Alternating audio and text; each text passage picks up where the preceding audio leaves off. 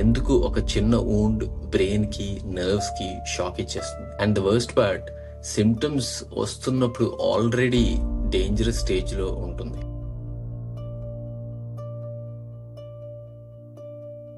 Hello అండి. మనం మన చిన్నప్పటి నుంచి ఒక సెంటెన్స్ వింటూనే ఉంటాం.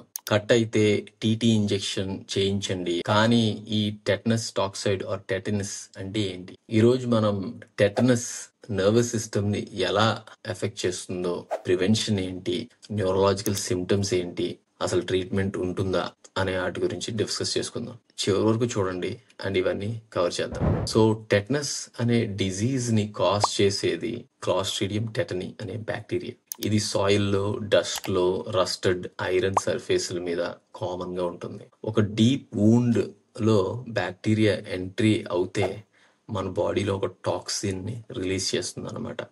అదే టెటనోస్పాస్మిన్. ఇది ఒక న్యూరోటాక్సిన్, అంటే నరాల మీద పనిచేసే పాయిజన్. ఇది బ్లడ్ లో స్ప్రెడ్ అవ్వదు, డైరెక్ట్ గా నర్వ్ ఎండింగ్స్ లో ఎంట్రీ అయ్యి మన వెన్నుపూసలో అండ్ బ్రెయిన్ కి రీచ్ అవుతుంది. సో ఇది న్యూరోట్రోపిక్, అంటే కేవలం నర్వస్ సిస్టమ్ లోనే పనిచేస్తుంది అనమాట. నెక్స్ట్, టెటనోస్పాస్మిన్ ఒక చిన్న మాలిక్యూల్ అయినప్పటికీ యాక్షన్ మాత్రం బ్రూటల్ గా ఉంటుంది. ఇది ఒక ఇన్హిబిటరీ న్యూరో ట్రాన్స్మిటర్ ఆర్ నరాల ట్రాన్స్మిషన్ తగ్గించే కెమికల్ అన్నమాట. ఈ టాక్సిన్ మెయిన్ గా GABA or gamma amino butyric acid and glycine అనే కెమికల్స్ ని బ్లాక్ చేస్తుంది. ఇవి బ్లాక్ అయితే మన మజిల్స్ రిలాక్స్ అవ్వడం చాలా కష్టం అవుతుంది అనమాట. ఓన్లీ కంట్రాక్షన్ ఉంటుంది. రిజల్ట్, కంటిన్యూస్ గా సివియర్ మజిల్ స్పాజమ్స్, జా లాక్ అయిపోవడం, బాడీ రిజిడ్ గా అయిపోతుంది. ఇదంతా స్పైనల్ కార్డ్ లో మన నరాలు ఉంటాయి కదా, అవి హైపర్ యాక్టివ్ అయిపోవడం వల్ల జరుగుతుంది అనమాట. సో ఈ టెటనస్ సిమ్టమ్స్ యూజువల్ గా 3 రోజుల నుంచి 3 వారాల్లో, depending on wound severity, location బట్టి స్టార్ట్ అవుతాయి అనమాట. న్యూరలాజికల్ సిమ్టమ్స్ ఏంటంటే ట్రిస్మస్, అంటే లాక్డ్ జా, మన మౌత్ ఓపెన్ చేయలేం, అంత స్పాజం వస్తుంది అనమాట. రీసస్ సర్డోనికస్, ఫేస్ లో అబ్నార్మల్ స్మైల్ ఎక్స్ప్రెషన్స్ ఉంటాయి ఈ ఫేషియల్ కంట్రాక్షన్స్ వల్ల.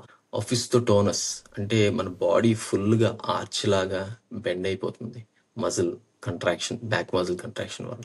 సివియర్ మజిల్ స్పాజం ఎస్పెషల్లీ మన చెస్ట్, నెక్, బ్యాక్ లో వస్తాయి.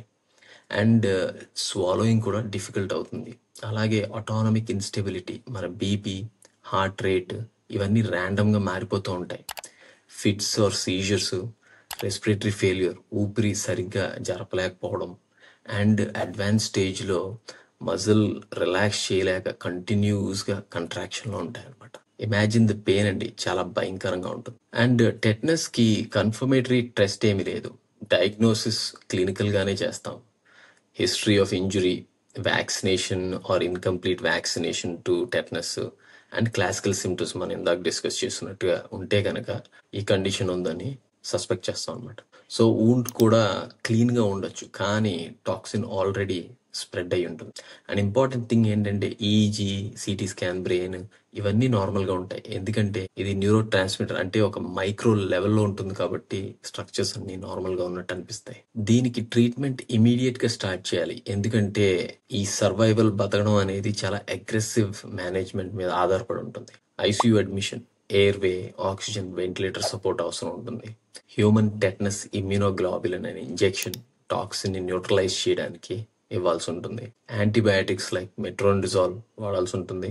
మజిల్ రిలాక్సెంట్స్ లైక్ డైజిపామ్ లేకపోతే బ్యాక్లోఫెన్ వాడాలి ఈ మజిల్ కంట్రాక్షన్స్ ఆపడానికి.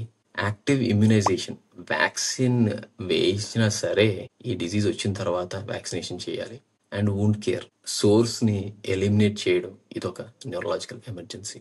టెటనస్ కి ప్రివెన్షన్ మాత్రం ఒక perfect solution.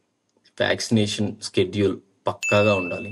DPT vaccination childhood లో, బూస్టర్ డోస్ ఎవ్రీ 10 years, ప్రెగ్నెన్సీలో టీటీ ఇంజెక్షన్ ఆర్ వ్యాక్సినేషన్ చేయడము, అండ్ డీప్ వూండ్స్ తర్వాత టీటీ బూస్టర్ 5 ఏళ్ళు దాటితే తప్పకుండా ఇవ్వాలి. టెటనస్ వ్యాక్సిన్ కూడా తక్కువ, అవైలబిలిటీ ఎక్కువ, కానీ చాలా మంది ఇగ్నోర్ చేసే ఛాన్సెస్ ఉన్నాయి. మొక్కలు, స్క్రాచ్లు, నెయిల్ పంక్చర్లు ఈ అన్నిటికీ టీటీ ఇంజెక్షన్ అనేది మ్యాండేటరీ. సో టెటనస్ అంటే మనకి రొటీన్ లో ఈజీగా వస్తే కవర్ చేసే విషయంలా అనిపించవచ్చు, కానీ ఒక న్యూరాలజిస్ట్గా చెప్పాలంటే ఇది ఒక deadly neurotoxin attack. Once symptoms start అయితే డెత్ ఛాన్సెస్ ఎక్కువైపోతాయి.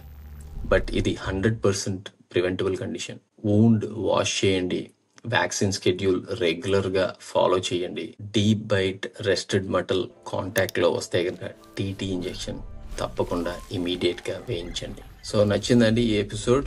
మీ ఫ్రెండ్స్, ఫ్యామిలీకి షేర్ చేయండి. ప్రివెన్షన్ గురించి అవేర్నెస్ స్ప్రెడ్ చేద్దాం. నేను మీ న్యూరాలజిస్ట్ డాక్టర్ అప్పాజీ రాయి. మళ్ళీ నెక్స్ట్ వీక్ ఇంకొక ఇంట్రెస్టింగ్ న్యూరాలజీ టాపిక్తో కలుద్దాం. అంతవరకు సెలవు.